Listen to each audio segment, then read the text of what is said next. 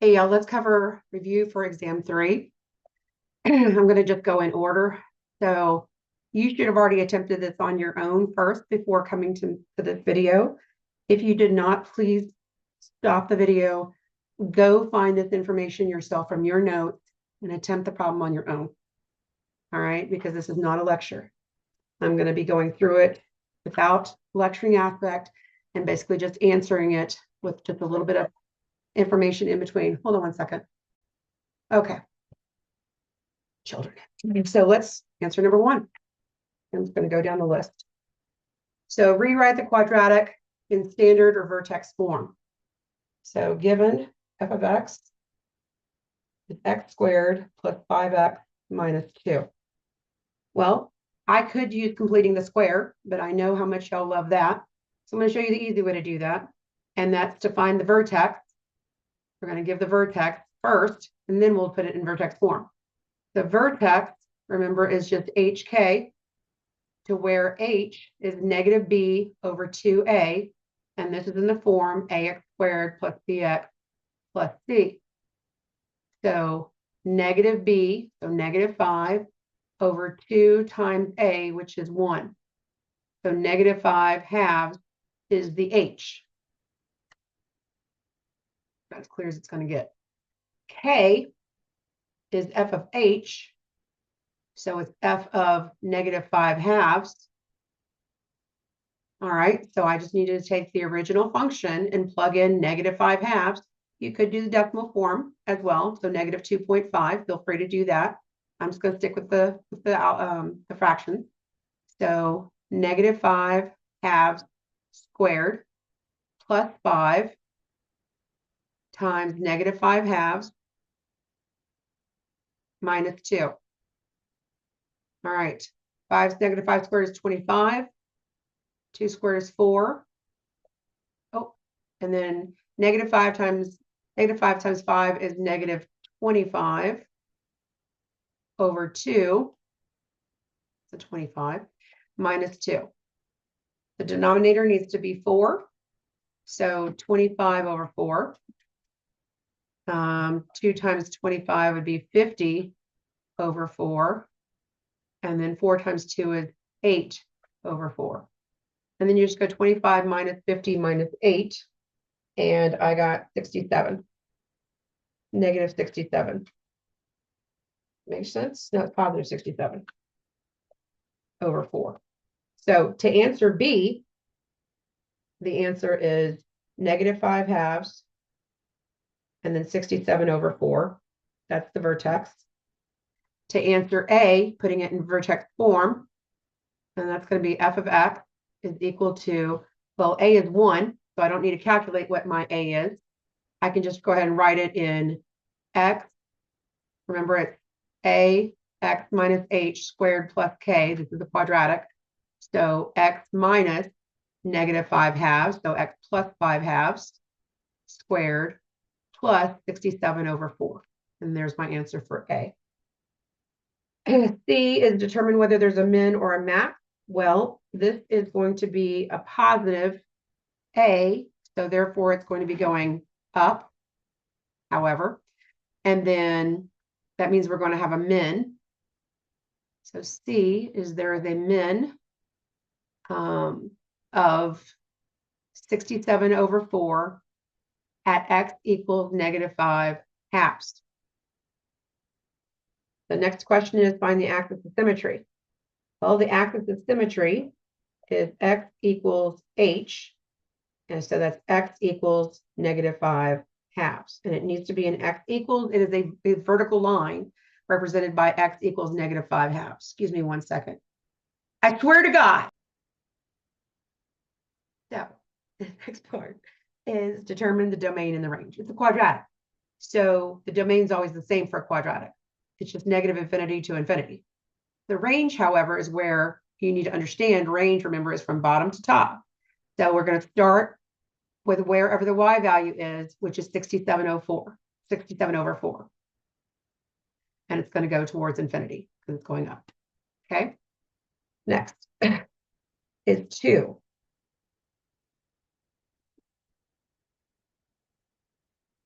2 is giving us the vertex of HK, and that is equal to -2, -1.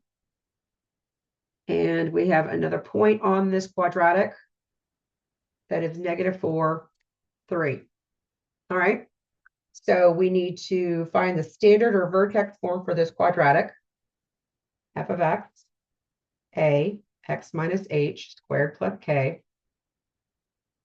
F of x is a, vertex is -2, -1, so x plus 2 squared minus 1. Now I just need to find my a using this other point, to where -4 is my x and 3 is my f of x. So 3 is equal to a, where the x is I place -4. 3 equals a. -4 plus 2 is -2. -2 squared is 4. Add 1 to both sides. So a is 1. So they asked me for the standard vertex form. Is f of x is x plus 2 squared minus 1. All right, there's my a. B is put it in general form, and that's just taking the function and expanding it. So x plus 2 times x plus 2 minus 1. Boil it, box it, whatever it is you do. X squared plus 4x plus 4 minus 1 is x squared plus 4x plus 3. There's the general form. C. Determine whether there's a min or max. Well, my a is positive, so I'm going to have a min because it's going to be another one that's like this. So it's a minimum of -1 at x equals -2. All right, axis of symmetry. X equals h, which is -2. And then domain and range. Again, the domain is -∞ to infinity. Oh my gosh, would you please stop licking? The range is going from bottom to top. So what's my lowest point? -1 up to infinity. Y'all, this is why I drink. All right, 3. I'll give it a graph here. It says determine the vertex. Well, the vertex is this guy right here, 2, -3. My listing these zeros. Ooh, I'm going to come back to that. I'm going to have to do zeros last. My y-intercept is 0, 1. Determine whether there's a min or a max. Well, there's a min. And the min happens at -3. The minimum is -3 at x equals 2. The axis of symmetry is just x equals 2. Domain for quadratic is -∞ to infinity. And the range is going to be from -3 to positive infinity.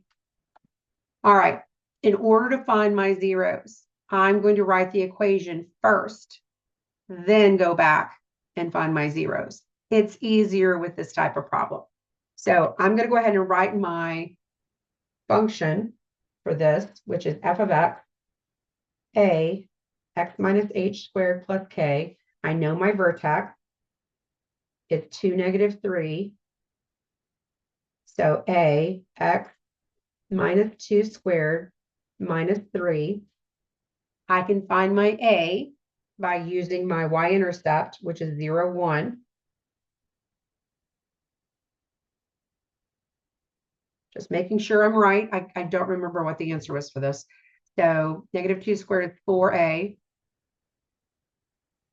Add 3 to both sides. Okay, so it's just 1. Good to check. So my function for this quadratic is f of x, x minus 2 squared minus 3. Now I can find my zeros easier, because in order to find your x-intercepts or your zeros, you let your y equal 0 and you solve for x.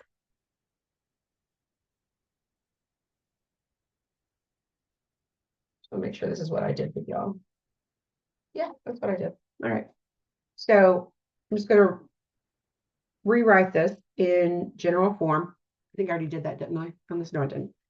So that is x squared minus 4x plus 4 minus 3 is x squared minus 4x plus 1. I cannot factor this, so I'm going to find it with the quadratic equation. X equals negative b plus or minus square root of b squared minus 4ac, and all of this is over 2a. Still have to factor. So x equals negative b, and b is negative 4, so 4 plus or minus the square root of negative 4 squared minus 4 times a times c, and all of this is 2 times over 2 times a. All right, running out of space here. Oh my goodness. 4 plus or minus the square root of negative 4 squared is 16 minus 4, all of this is over 2. Let's come over here. 4 plus or minus the square root of 12 over 2. Remember, 12 breaks down into the square root of 4 and the square root of 3. So this is 4 plus or minus 2 square root of 3. And each of these are over 2. So I'm just going to reduce this to 2 plus or minus the square root of 3. And those are my zeros. Okay. Next. A ball is thrown up. Cool. Our ball is thrown up in the air from the top of a building. Its height in meters above the ground is a function of time in seconds, and it's given by h of t, negative 4.9 t squared, plus 24t plus 8. All right, to find out when the ball is at the highest, how long does it take to reach max height? That is finding when x is equal to h, which is negative b over 2a. It's your h version of your vertex. So negative 24 over 2 times negative 4.9. So negative 24 over 9.8, negative 9.8. And this becomes positive. And you divide this, you get 2.45 seconds. So at 2.45 seconds, the ball reaches max height. Right? That's A. B is how high is that? So that's taking your 2.45, your H, and finding your K for your vertex. And remember, K is just f of H. Our H is 2.45. So you're going to plug in 2.45 everywhere there's a T.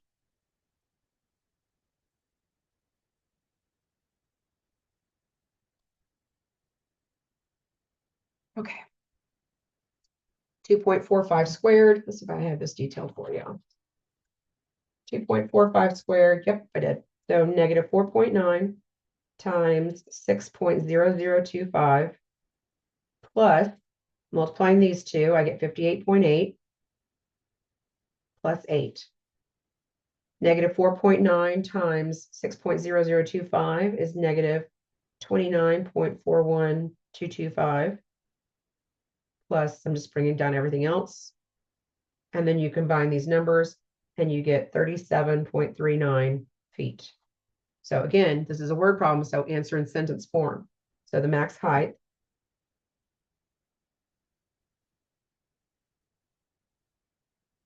is 37.39 feet.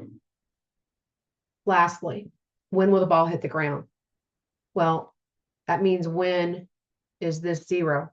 You're finding your x-intercept. All right. So I'm going to plug in 0 equals negative 4.9 t squared plus 24t plus 8. Again, I'm going to use the quadratic. I'm not going to rewrite it this time. X or t equals, let's use t since it's t. T equals negative b plus or minus the square root of b squared minus 4ac, all of that over 2 times a. All right. So t equals negative 24 plus or minus the square root of 576 plus, because negative and negative is a positive, 156.8.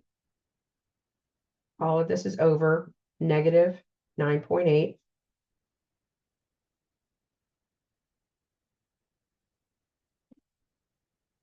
Adding these two, I get 732.8. All right.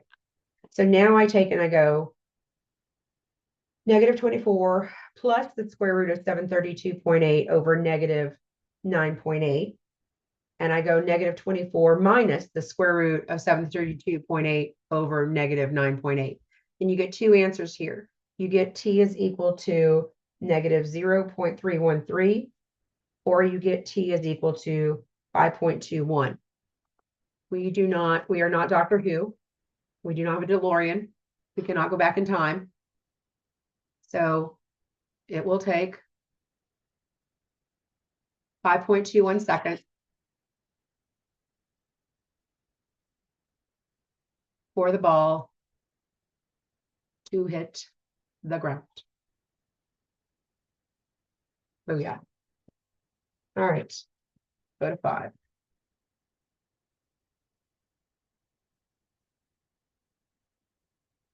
I'm making a mess.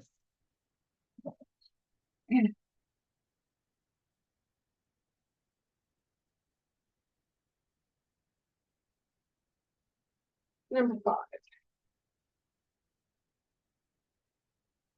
Given the polynomial, find the degree, leading term, leading coefficient, and behavior, y-intercept, and the zeros. All right. No, ma'am.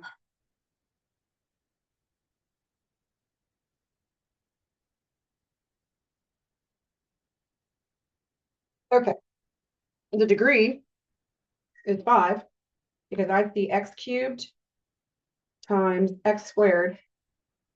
Yes, you could multiply this out, but I don't want to multiply it myself. This is just the easier way to do it.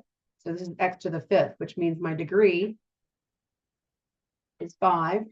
My leading term is x to the 5th.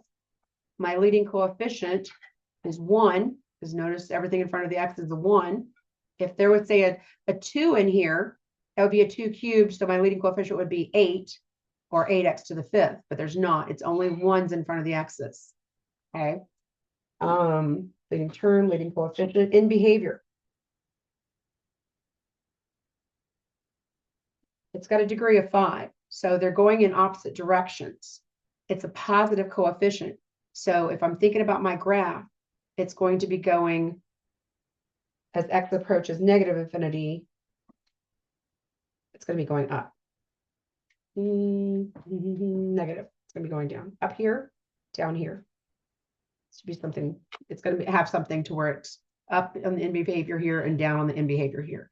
So as x approaches negative infinity, the y's are approaching negative infinity. As x approaches positive infinity, the f of x is approaching positive infinity. All right. The next question is y-intercepts. Well, that's when we just let our x's equal 0. So I'm going to come back up here, k of 0. Everywhere there's an x, I'm going to put a 0. Negative 3 cubed is negative 27. Negative 2 squared, stop it, is 4. So my y-intercept is negative 108, or 0, negative 108. Now we need to find our zeros. So we take k of x and let it equal 0.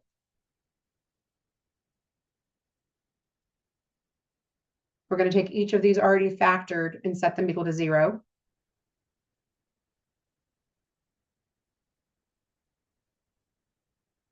And we're going to solve. Cube root of both sides. We get x minus 3 is equal to 0. So x equals 3. Square root of both sides, we get x minus 2 is equal to 0. So x equals 2. You are pitiful. All right. So notice that we've got x is equal to 3 with a multiplicity of 3, and x equals 2 with a multiplicity of 2. So that's what's happening there. All right. Multiplicity of 3, multiplicity of 2. So even and odd. All right. So, given the graph, find zeros and the multiplicities of each. Well, we've got -4, -3, -1, 3, and 4. Those are my zeros. So I'm going to do my zeros and my multiplicity.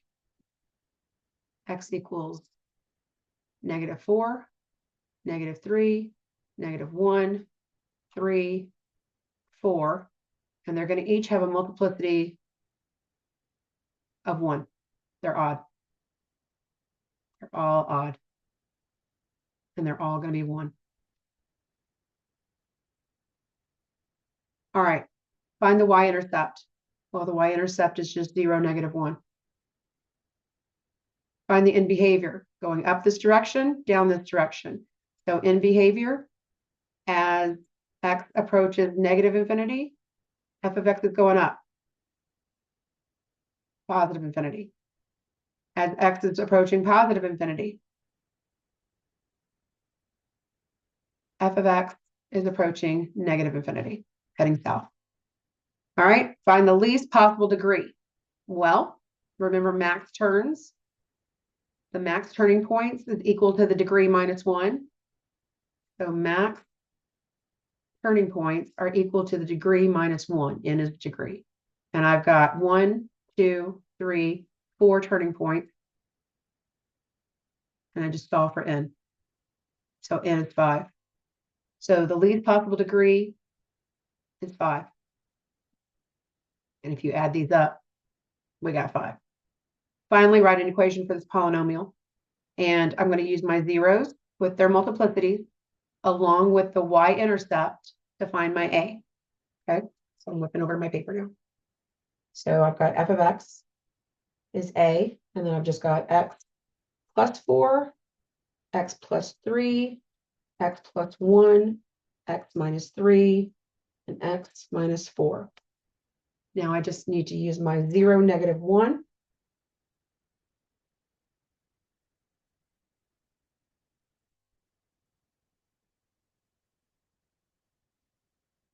To solve for a. 4 times 3 is 12. 12 times 1 is 12. 12 times -3 is -36. -36 times, well, negative times negative is positive. So 36 times 4. 144. Different paper.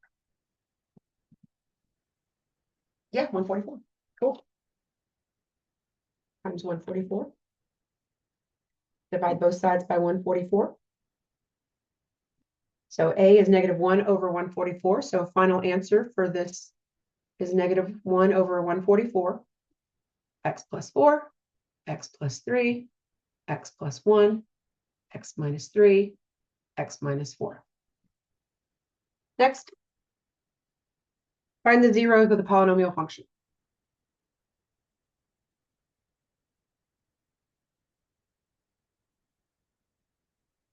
Okay, this is 7. You've got f of x, 2x cubed minus x squared minus 8x plus 4. So to find the zeros, I just let y equal 0. I only look at the first 2 terms. I can factor out an x squared. That leaves me with 2x minus 1. I want this number, whenever I factor, to look like 2x minus 1. So to make this 8x This negative 8x looks like 2x. I need to factor out negative 4. So if I factor out negative 4, that'd be negative 4 times 2x is negative 8x. Negative 4 times negative 1 is positive 4. Golden. Now, what do these two, here's a term, here's a term. What do they have in common? They have 2x minus 1.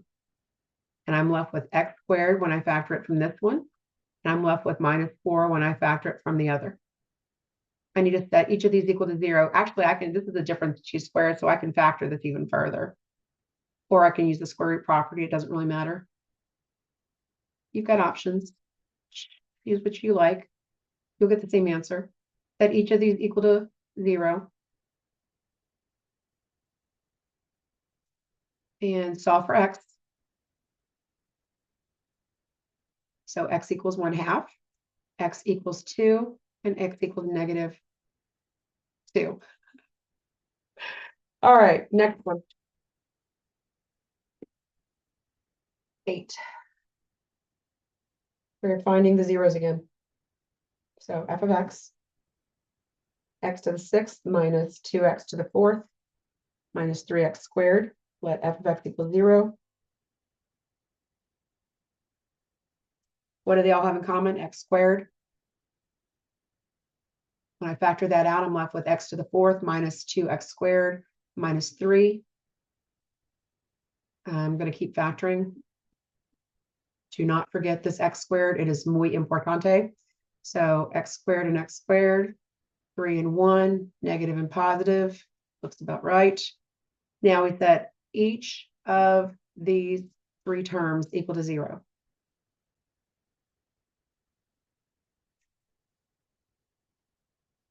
Square root of both sides, x equals 0. This is just a double 0. Add 3 to both sides. We get x squared is equal to 3. Take the square root of both sides, plus or minus the square root of this. So x is equal to plus or minus the square root of 3. And then move the 1 across. We get x squared is equal to negative 1. Take the square root and plus or minus the square root on the other side. X is equal to plus or minus I. Remember, I is equal to the square root of negative 1. All right, number 9. Okay, we're just writing a polynomial function. So for number 9, we've got a degree of 5. And we've got a double 0 at x equals 1. So that means the multiplicity is 2 because it's double. And then we've got x equals 3 with a multiplicity of, it's triple 0, so multiplicity of 3. And it passes through the point 2, 15. So I'm going to have f of x is a x minus 1 squared x minus 3 cubed. And I'm going to use 2 and 15 to find my a. I'm going to let f of x equal my 15. Everywhere there's an x, I'm going to put a 2. We're not using the y-intercept in this one. We're using the point that's given. Maybe. So 15 is equal to a. 2 minus 1 is 1. 1 squared is 1. I'm not going to deal with that. 2 minus 3 is negative 1. Negative 1 cubed is negative 1. So, and multiply or divide both sides by negative. So a is equal to negative 15. So final answer, negative 15 is a. And then I'm just going to rewrite the rest of these. X minus 1 squared, x minus 3 cubed. There's my polynomial. 10. Given 2 points, we're going to do a lot of stuff. So given the 2 points, 1, 5, and 4, 11, we're going to find the slope of the line that passes through these 2 points. There's your formula for that. Just going to label these real quick. X1, Y1, X2, Y2. So 11 minus 5 over 4 minus 1 is 6 over 3, which is 2. So my slope is 2. All right. Is it increasing or decreasing? It's positive. So it's increasing because slope is positive. You're going to need to give me a reason why.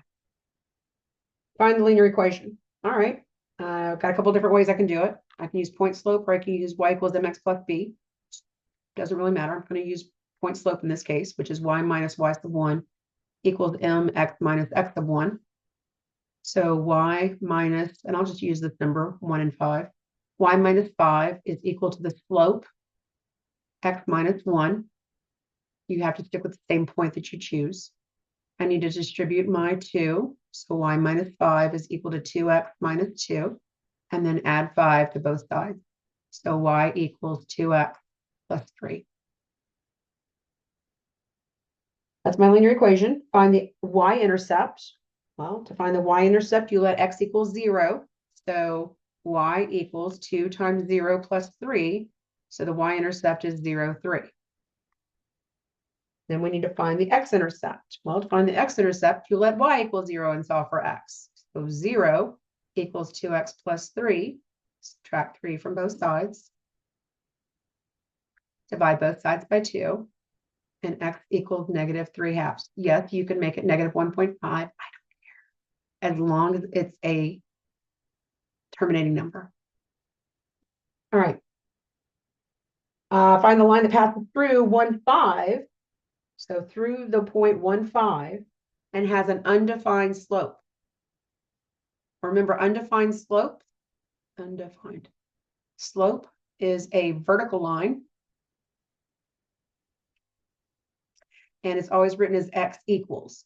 Well, if we're using the point 1, 5, x is 1. Next is find a line that passes through the point 1, 5 and has a slope of 0. Well, slope equaling 0 is a horizontal line.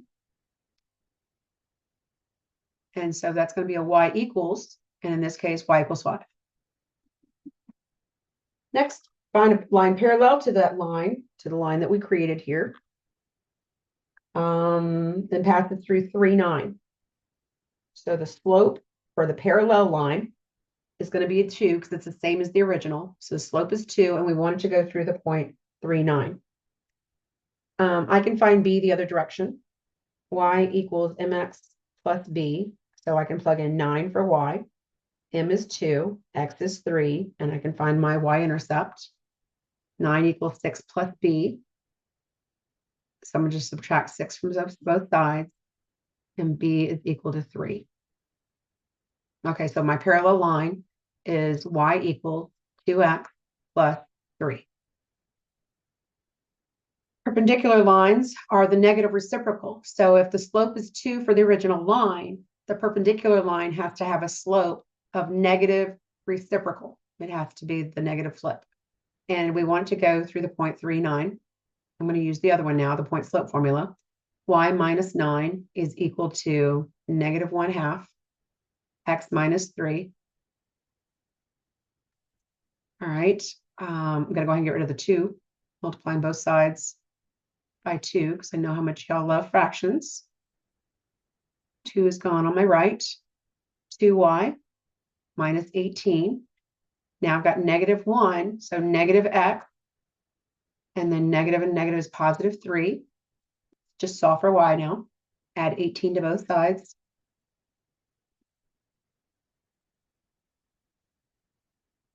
(21) and divide everything by 2. So y equals negative 1/2 x plus 21 over 2. And that is the perpendicular line to our original line, wherever the heck it went. And it goes through the point 3, 9.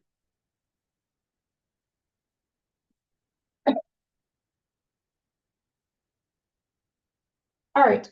City population in the year 1960. This is number 11. So in 1960, the population was 287.5. And then in 1989, population was 275.9. All right. Assume the change is constant, find the rate of change, which is your slope. Just going to label y sub 2, y sub 1, x sub 2, x sub 1. I don't want to recalculate this. I did this earlier today. All right. So I got negative 11.6 over 29, which is negative 400 over 1. Okay. So, and that's our rate of change, right? Assume the change is constant, find the rate of change. Done. Negative 400. Describe the rate of change. So what is it representing? What are the numbers up here representing? Up here is the population, and down here is the years. So you need to use either the words increasing or the words decrease. So the population, this is for B, population is decreasing because it's negative by 400 what? People per what? Per year. After 1960. C. What will the population be in 2024? Well, I need a linear function to help me do this. So I want to create a linear function. 2024 is when they want to know. The original time was 1960. See, that's 64 years. All right, so my function is going to be just f of x is equal to, we started off with a population of 287,500, and we're losing 400 people per year. Okay, so 64 is going to be replacing my x, so f of 64.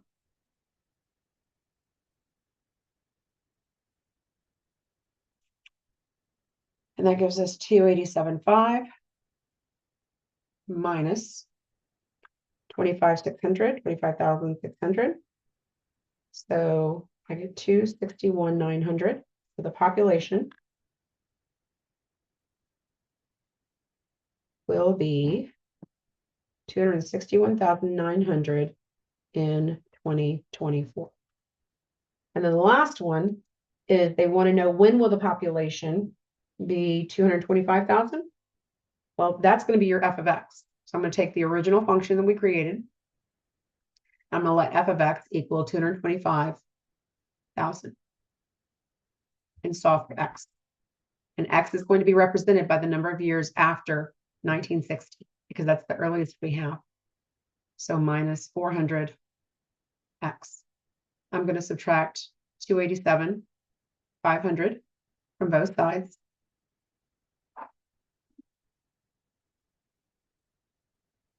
And I get 156, no, I get 62.5. And then I divide both sides by negative 400. That should be a negative. And x is equal to 156.25. Well, I just need to add 1960 to that to find out what year this happened.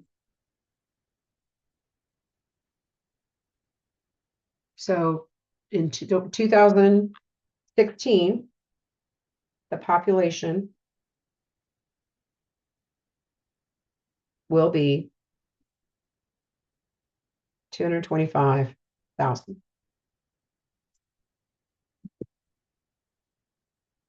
Well,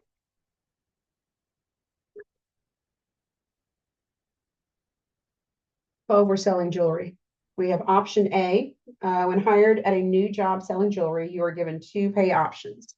Option A is you get 17,000 plus a base, that's your base salary, and then a commission of 12% of your sales. Option B, you get 20,000 for a base plus 5% of sales. Well, we need to write this in linear functions. Okay. So I'm going to write it as A of S because we're dealing with sales. And you get 17 grand. Always change it to a decimal. And then it's 12% of sales, so times sales. If you choose option B based on sales, you get 20 grand with a 5% commission on sales. Okay, we can just name these dollars if you want, I don't care. So up until a specific point, I'm making more money with B. I'm choosing B until I get to a specific point, right? Because 20 grand is better than 17 grand any day of the week. If you multiply each of these times one, B wins. But there's going to come a point where they're equal. And then after that, A is going to be increasing at a faster rate, 7% faster rate than B is based on sales. So you're making more money depending upon how much you're selling. We need to find out when they're equal. So we set them equal. And we solve for S.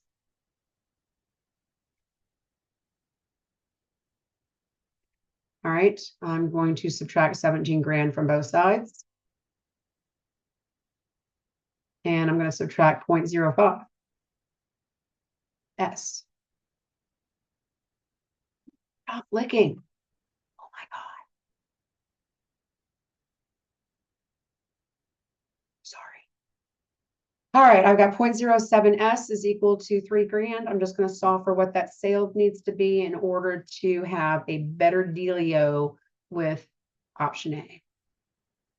And my sales would need to be, what was it? $42,857.14. So at $42,857.14, option A becomes a better option.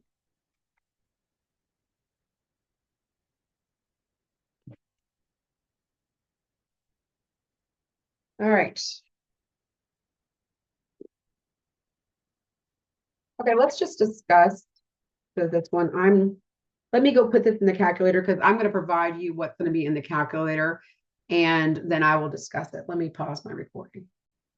Okay, so I went through and for this one, I actually didn't do this. I started off with 0 instead. I did with 1, I didn't like it. So I did 0, 2, 4, 6, 8, 10, 12, 14, 16, and then 17 because these are only a year apart. And that's how I put it in my calculator. You're not going to have to do that on this. I'm going to provide you this screen right here. And I'm going to ask you to tell me what the line of best fit is. And so you're going to write y equals 409.5x plus, and then this one's wrong because I changed it, 1928.8. Okay. This is only good for the years starting off in 1992. So there's my line of best fit. Y is represented by the wine import and X is based on the years, okay? Because import of wine and the years. Find the correlation coefficient. Well, that's 0.96988. That's the R squared. Describe the relationship based on the correlation coefficient. Remember, I always think of it as -1, 0, and 1. The closer it is to 1, the stronger, a strong positive relationship. Okay. The closer it is to -1 is a strong negative relationship. And the closer it is to 0, the weaker, the more scattered the plot is. Okay. This one's 0.969. That's freaking strong. That's a strong positive relationship for this. All right, assuming that the trend continues, in what year will the imports exceed 12,000? Well, we need to find out where Y is 12,000. 3 is equal to 409.5x plus 1928.8, and we just need to solve for x. Subtract 1928.8 from both sides.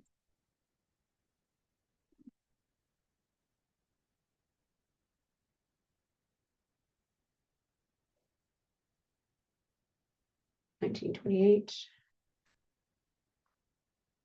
And I got, and divide both sides by 409.5.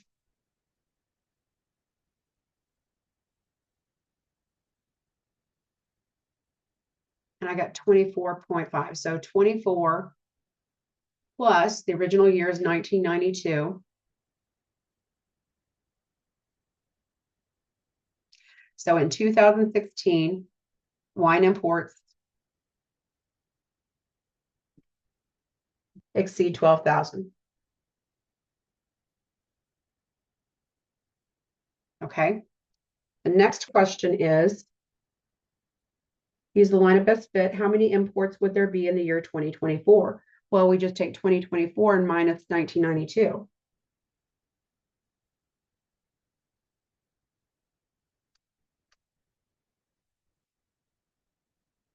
And I got 32 years. And that's my X value. So the imports will equal 409.5 times 32 plus 1928.8. So 32 times 409.5. And I got 13,104 plus 1928.8. So in 2024, imports would be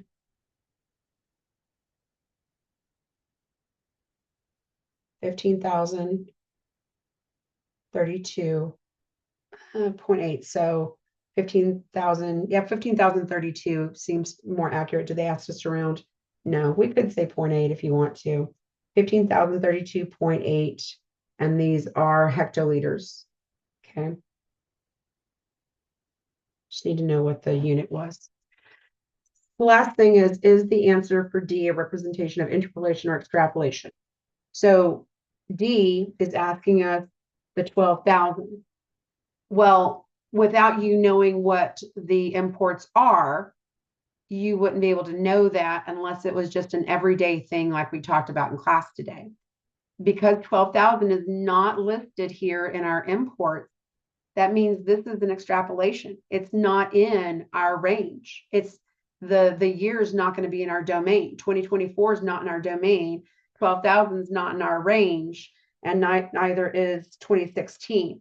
So this is going to be extrapolation because it's not a part of the original range of numbers from 2665 to 9462. It's outside of the range. And since they're asking about D having to do with the 12,000, you would strictly need to know regarding the imports what that looks like. All right, that's it, y'all. If you have any questions, please let me know. I'm happy to help. Otherwise, I'll see you Tuesday. Remember, you can use one 3x5 note card, one side. I'll see y'all then.